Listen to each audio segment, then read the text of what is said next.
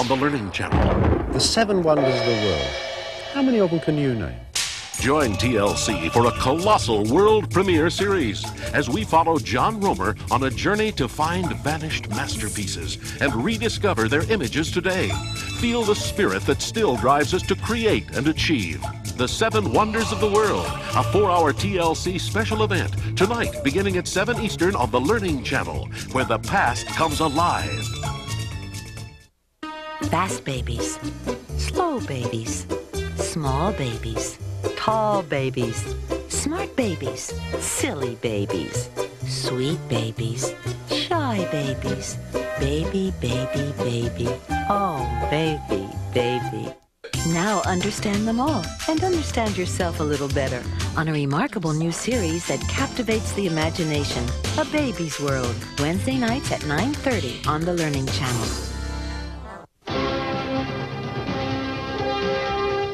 Why would someone stop taking life-saving medication when vanity kills coming up in HealthCast at 6? The city is not a concrete jungle. It's a human zoo. Too many people, too many thrills. How do you cope? Join a gang, a tribe with a happening dress code, serious rituals, its own special ways of handling stress.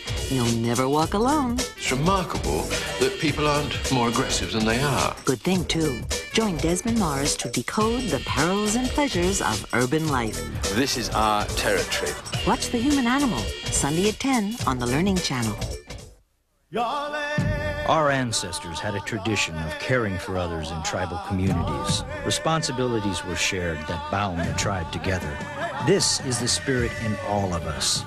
Today, the people of Dow are joining Habitat for Humanity in communities like the Cheyenne River Sioux Reservation, sharing their skills, donating Dow home insulation, working alongside people they've never met, building new homes and new hope. Go tell the Spartans that here we lie, obedient to their laws. Monday on the Learning Channel. They defended themselves with their swords and with their fists and teeth. Savage warriors, brutal rulers. They never retreated. They knew no trade but war. The most powerful state, the most deadly army. The Spartans on a world premiere episode of Ancient Warriors, Monday night at 8:30 on the Learning Channel. A father, a son, discovering together that the hardest part of standing your ground is knowing when to walk away.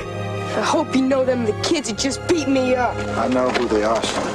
Well, then why'd you just give them Mom and Lydia's cotton candy? Because it looked like they hadn't been given nothing in a long time. Elijah Wood, Kevin Costner, The War, rated PG-13, starts Friday, November 4th at theaters everywhere.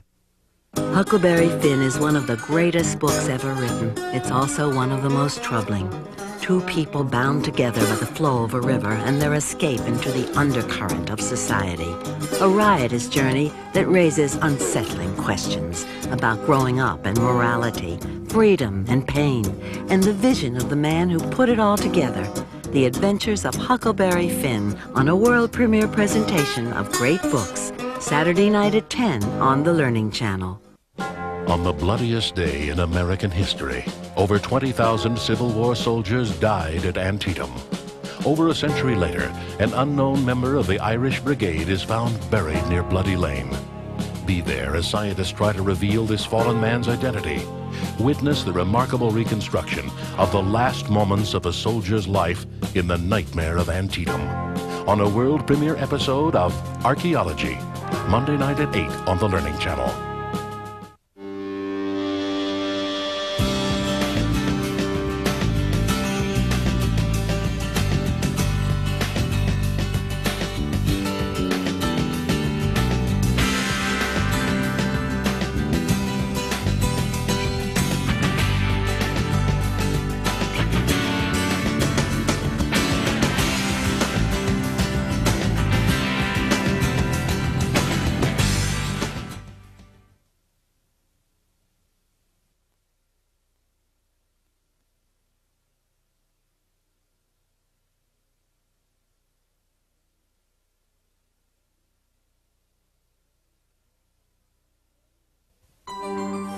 Two beautiful models who think they are overweight.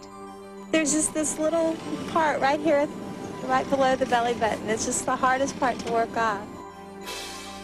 But it's not just models, it's children now. 10 and 11-year-olds obsessed with dieting. I don't think I was overweight. I just wanted to lose about 10 pounds, maybe. From children over dieting to a life-threatening eating disorder, anorexia nervosa. It can dangerously distort a person's body image. Does she strike you as underweight? No. Not really. Looks just right. The emotional subject of eating and self-esteem. Part of the reason we're only human.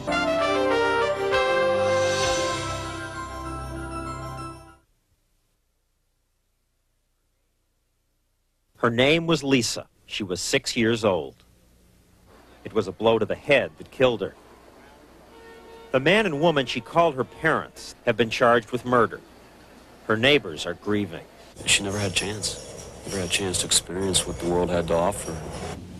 Lisa lived on this quiet street in New York's Greenwich Village. This was her apartment building. It's a small building, only 7 other families. It was Lisa's home for 6 years. She lived here in this apartment on the 3rd floor. There's only one other apartment on this floor, and the neighbor who lives here, Vicki Poland, says she knew there was trouble in that apartment. There was apparent violence. We heard it. The tenants heard it. Joel Steinberg practiced criminal law from the apartment. His specialty was drug cases. He's 46. Hedda Nussbaum is 45. She worked at a publishing house editing children's books. She also wrote books for children. Slapping, hitting, screaming, yelling, brawls, all hours of the night. I have seen Hedda beat up so she looks like meat.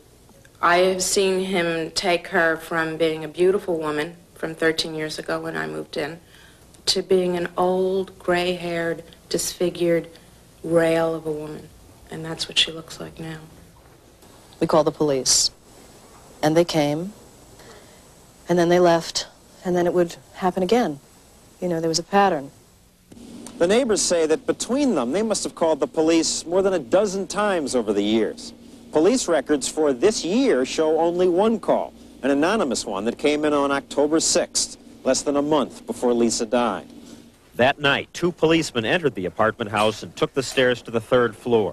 Police say Joel Steinberg said, "I'm a lawyer, I know my rights," and refused to let them in.